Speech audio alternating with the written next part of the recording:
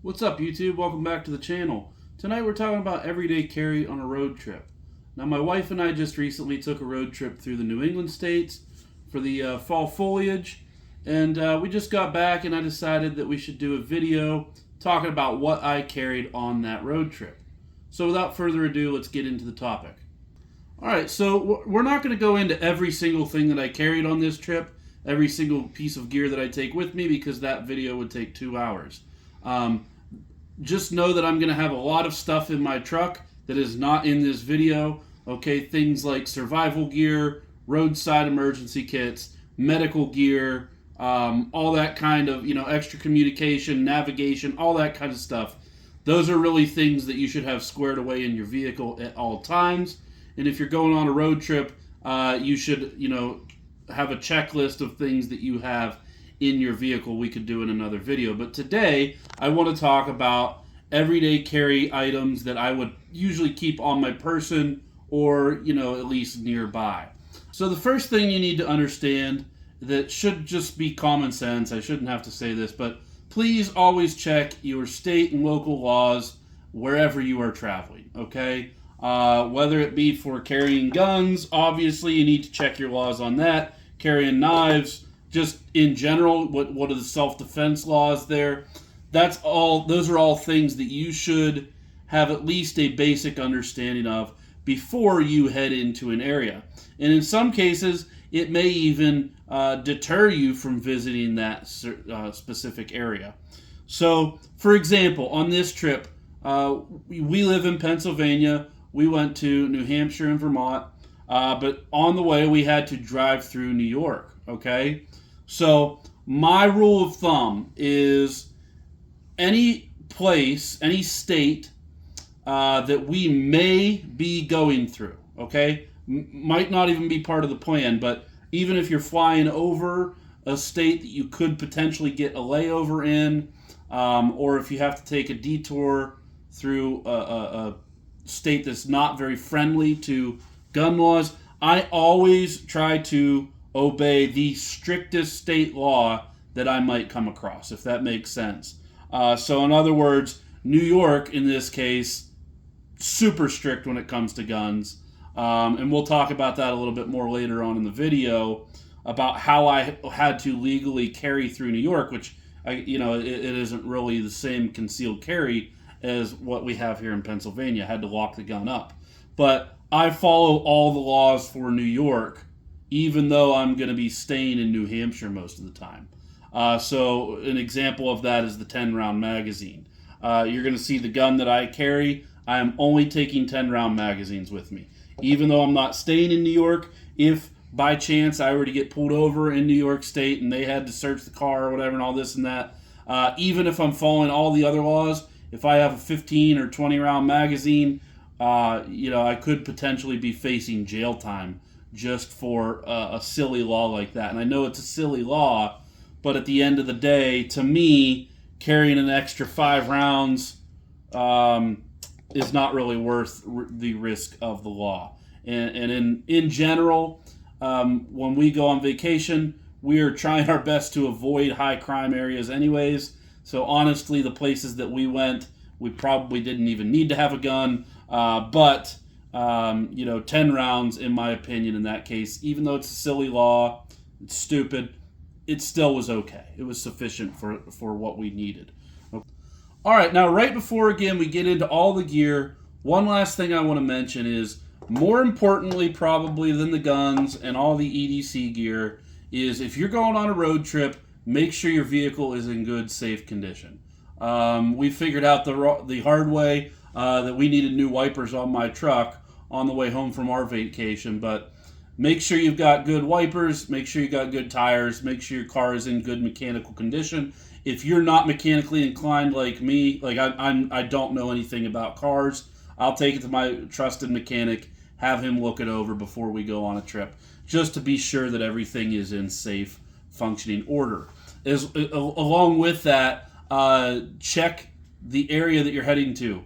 Like I said, don't go to a high crime area, but if there are places that you have to drive through, because we've done it, there are some places that you might just have to get through that are high crime areas. Or also make sure there's no dangerous weather in the forecast or anything. Maybe you're going to the beach. Make sure there's no hurricanes and stuff like that. I know that sounds really self-explanatory, and it should just be common sense. But in reality, those are the biggest dangers that we're going to face. Okay, things like that, your car breaking down, bad weather, those kinds of things. Okay, but without further ado, let's get into all the fun stuff. Now, again, these are just things that I kept with me.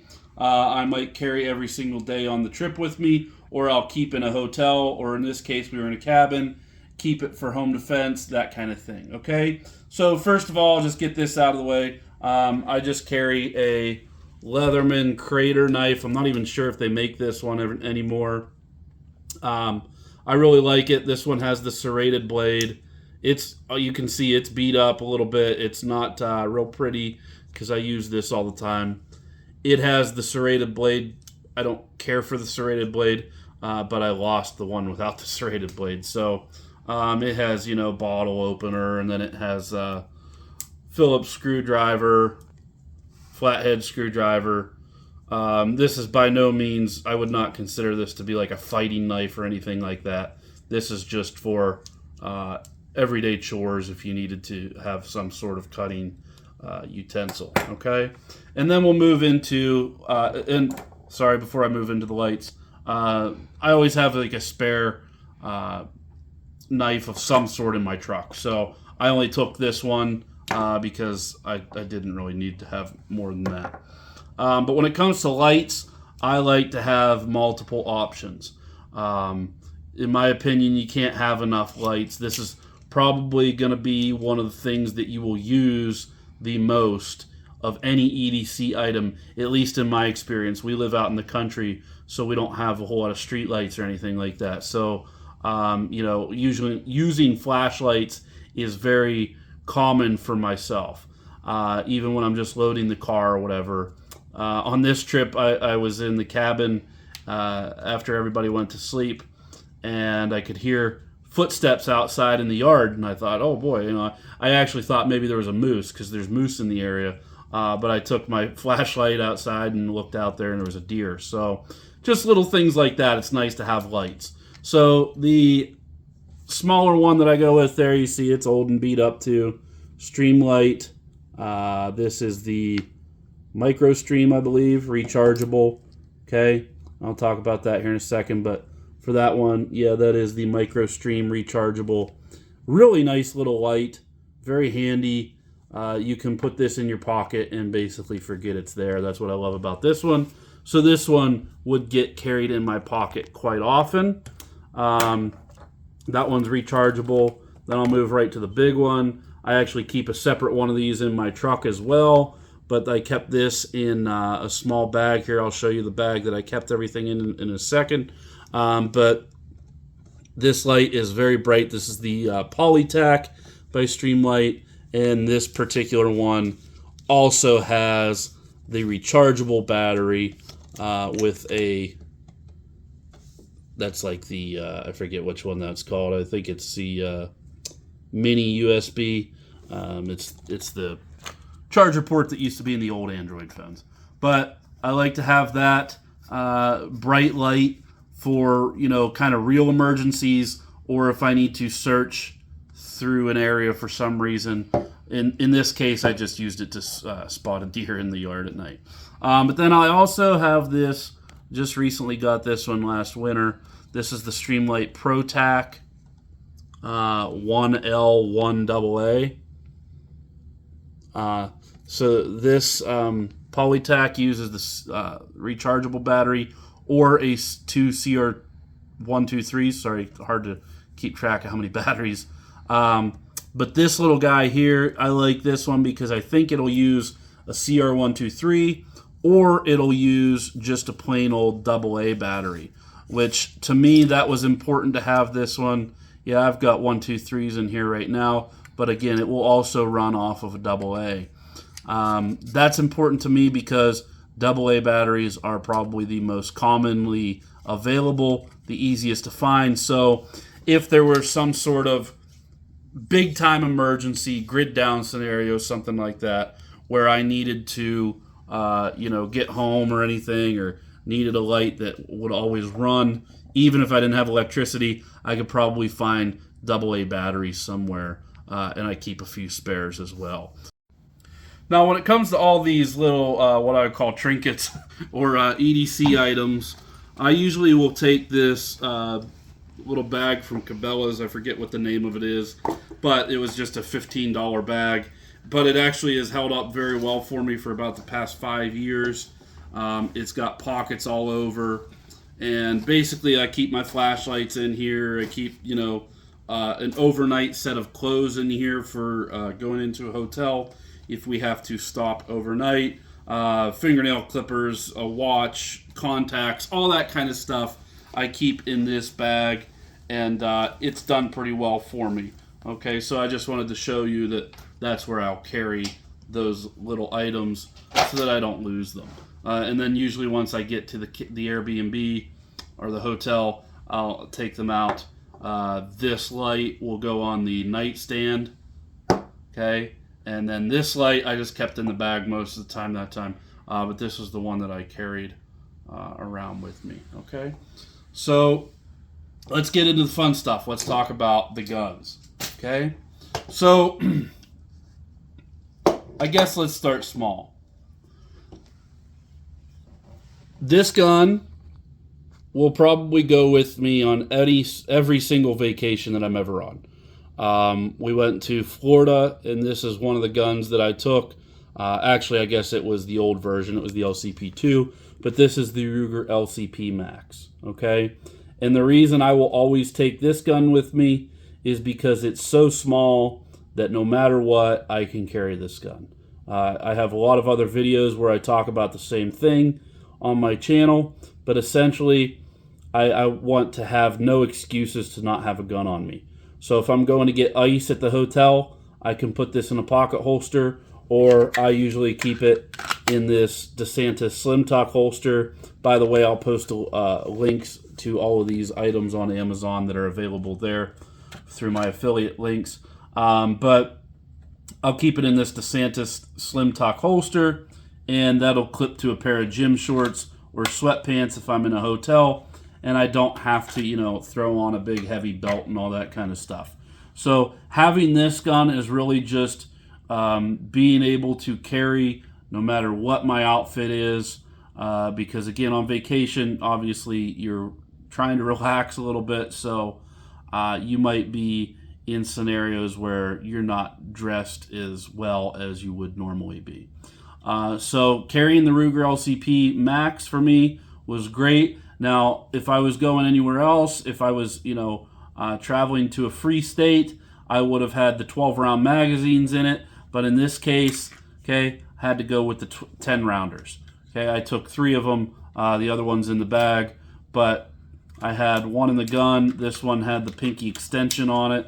Okay, but had to go with the 10-rounders again so that I didn't get arrested in New York had I got pulled over. And you're welcome, New Yorkers. I know you guys feel so much safer now knowing that I only had a 10-round magazine rather than a 15-round magazine. Okay, and then I went along with that. I went with the bigger EDC gun that I carry. And by the way, these are by no means the be-all, end-all as far as carry guns. These are just what I use, so use whatever you prefer. This is the Glock 29 Gen 5 in 10 millimeter. This is currently what I'm usually EDCing. EDCing, everyday carrying. I know it's a cliche term, but I'm normally carrying this gun right now because, again, I live in a very rural area, and it's hunting season, and for me, it makes a lot of sense to carry this out in the woods and also just use it for concealed carry as well, because it's the same size as a Glock 30 and 45, so it is very concealable. It's just a little bit thick. It's a little bit heavy. Honestly, if I was going somewhere, like on this trip, like I said, we went to New Hampshire. We were going to be outside quite a bit. We were in nature, which on most vacations we are. In that case, I like to have the 10 millimeter. I like a little bit of extra firepower. Also, considering the fact that I can only carry 10 rounds in that case, I like knowing that the 10 rounds that I have are going to do a lot more damage than just a normal 9mm. So I really enjoyed taking this gun with me. However, I will say this, when I went to Florida a couple years ago, I did not take this gun. I didn't have it yet. Actually, at that time, I took a Glock 43X and an LCP. And probably the 43X or the 48 is what I would take to most states if I was going to the beach or somewhere where I wasn't planning on being outside, in bear country or anything like that often. But when we go out west and stuff like that, I'll usually carry the 10mm. I know it might be a little bit of overkill for some people, but I really enjoy that gun. I like it. I shoot it pretty well as I can shoot it anyways. I keep that one in a Vetter light tuck holster. I'll put the link for that on there as well. These are very nice inside the waistband holsters. Very simple. I personally don't like having like multiple clips and wedges and all that kind of stuff. I like a very minimalist design, so that's why I went with the light tuck on that one. So I guess if I had to change anything about the pistols, I probably would maybe bring a 9mm as well, or just leave the 10mm at home and bring the 9mm. Again, 10 rounds, so I would probably carry a 43X or a 48. But I got rid of my 43X, so that wasn't an option. So honestly, what you're seeing here is what I had available to me. So I could have carried my Smith & Wesson 357, but this is a Model 19-2. This stays in the safe, loaded all the time, and I don't want to carry this gun. First of all, I don't want to bang it up. It was made in the 1960s, and I used to carry it all the time when I was younger and I didn't have anything else. But this is a gun that I would not want to get confiscated. You have to remember that if you were to be in a self-defense scenario and in a shooting of some sort, chances are they're going to take your gun, at least temporarily, until the investigation is complete and all that kind of stuff. So this is not a gun that I would want to lose or have confiscated. So I did not take this, and I will not take this on any kind of travel. Okay, so how I had to follow the laws on this trip really all centered around New York, okay? Like I said, follow the laws of the most strict state that you're possibly going to be going through.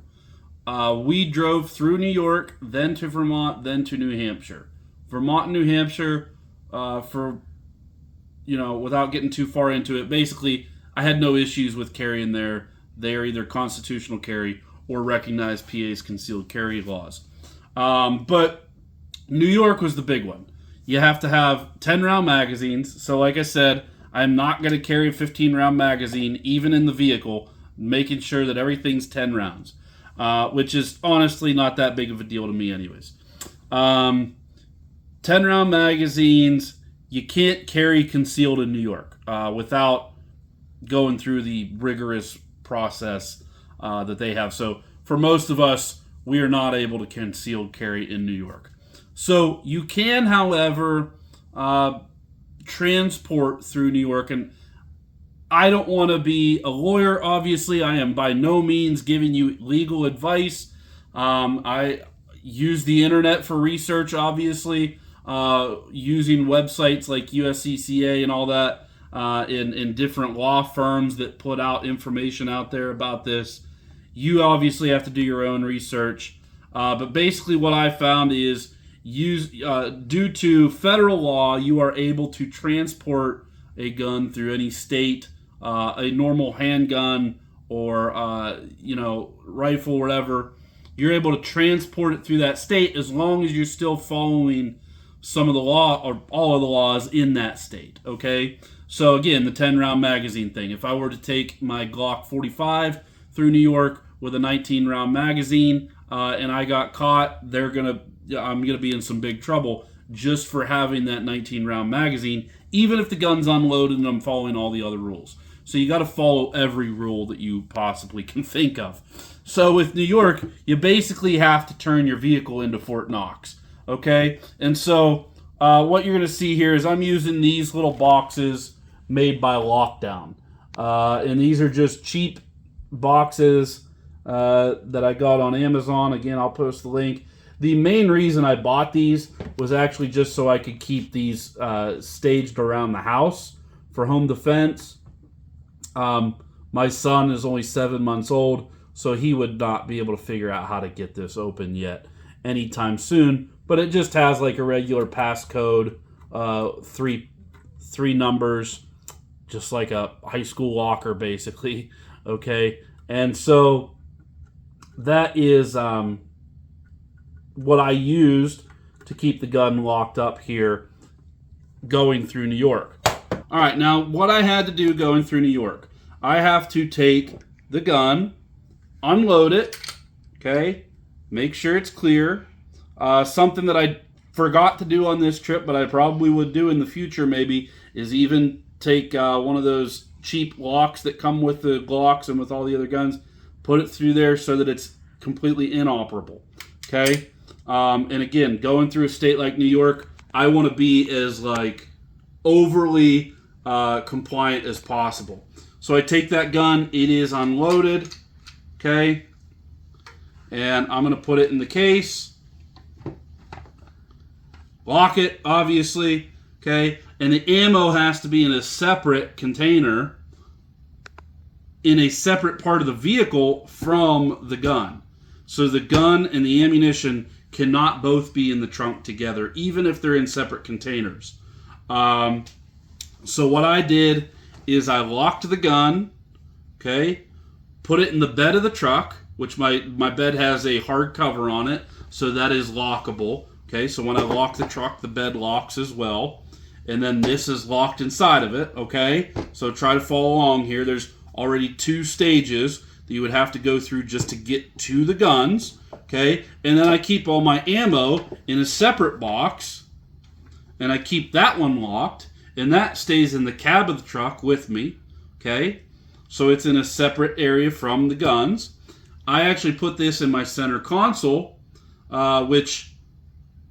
do not keep, this is just a little tip, do not keep your handgun or your ammunition or anything that says that you're carrying a gun in the same compartment as your license and registration. So if you were to get pulled over, I have all my stuff in my glove box, meaning my registration, insurance, ID, all that stuff is in the glove box. So I would not get into the center console, because if you were to do that, police officer might see the safe there and be like, hey, you have a gun with you, right? So anyways, I put this in the center console. Aside from everything else, it was pretty much by itself. And then I even locked the center console, okay? So if I were to, try to get to my handgun and load it, I would have to get out of the vehicle, unlock the truck, open the bed of the truck, get into a bag, and then unlock this safe, okay? Then I'd have to go back to the front of the truck. I'd have to unlock the center console. I'd have to get the magazines out. I'd have to put the ammo in and load it that way. So that's what you have to do to transport a handgun through New York if you want to do it legally. Also, you cannot make any stops through New York. Okay? The law said, I believe it says, and again, I'm not a lawyer, but my interpretation was you can't make any stops unless it's for necessity or emergency. So, I mean, stopping to get gas, maybe that's okay. Stopping to get food, but you cannot stay overnight, okay? And we just drove straight through New York. It only took us a couple hours, so we just didn't stop in New York at all, okay? But I know that seems really silly, and it is, because as soon as I get to Vermont, as soon as I cross the border, I get into the back of the truck, and I load everything back up. But you have to follow those laws, because it's not worth going to jail carrying through a state where you're not legally allowed to. So that's what I did on this road trip. That's how I carried them. If I was flying, I might take this. This is a box made by Ilar. I believe that's how you say it. Again, this is an Amazon purchase I made. Everything here. Remember, this is a very low budget channel, so you're seeing low budget equipment. But this is a pretty high value case. It's pretty nice. This is what I use for flying. As you can see there, we have compartments for the guns and the ammunition and all that kind of stuff. That's a whole separate video. We're not going to go over, how you fly with handguns and all that kind of stuff. There's plenty of videos out there for that. But when we went to Florida, I took that with me, put that in my checked luggage, and I carried actually a Glock 43X and my LCP on that trip. So, again, I don't know if I mentioned that or not, but I probably, in certain scenarios, would not go with the 10 millimeter. In my case, that's all I have right now, that it's a 10-round gun. Other than my 357, every other gun I have now, aside from this and aside from the LCP, they all have higher capacity magazines. So this was the only one I have that, standard has 10 rounds. Otherwise, I would take probably a Glock 43X or 48, but I sold my 43X. So until we get another one, I'll be carrying the 10 millimeter, which is no problem for me anyways. Okay.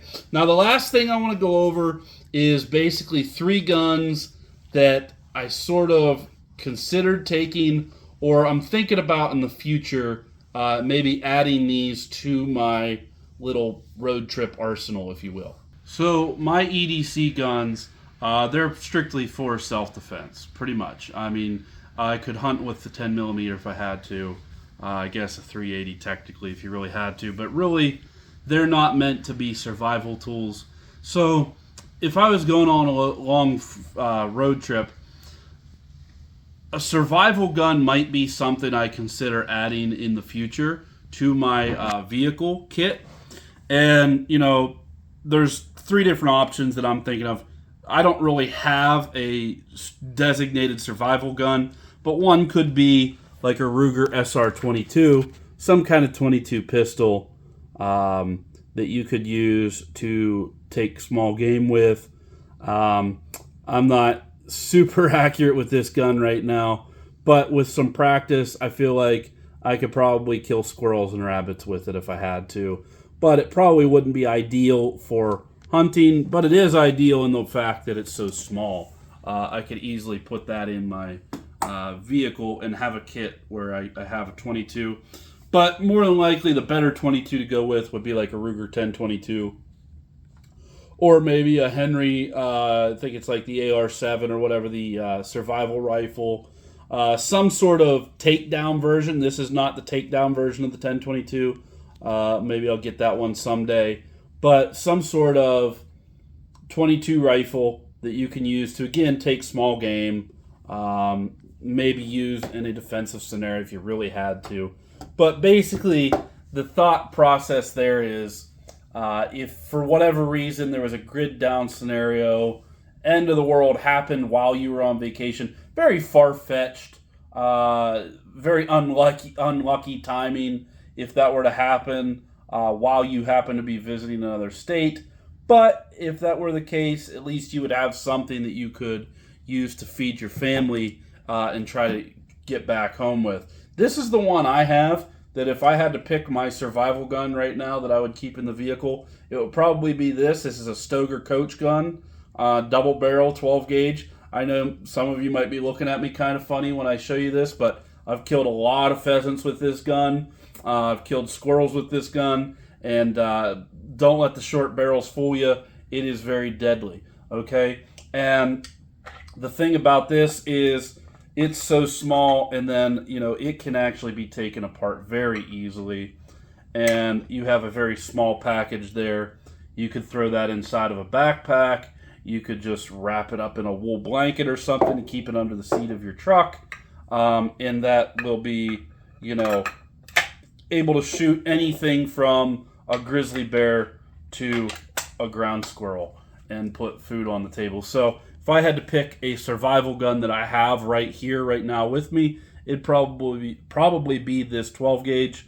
But again, that's not something I'm super worried about, so I didn't do that on this trip. Maybe I'll do that in the future. Let me know what you guys think in the comments. Do you have a survival gun in your kit? If I was flying, I don't think I'd take one of these, but you know, if I drive out to Montana and we're spending a lot of time out in the wild and stuff, I might take one of these with me just to have a survival rifle as well. So let me know what you guys think about the entire setup. Again, let me know what you think. If you have any advice, any tips, feel free to put the input down there in the comments. And as always, like and subscribe and keep blasting.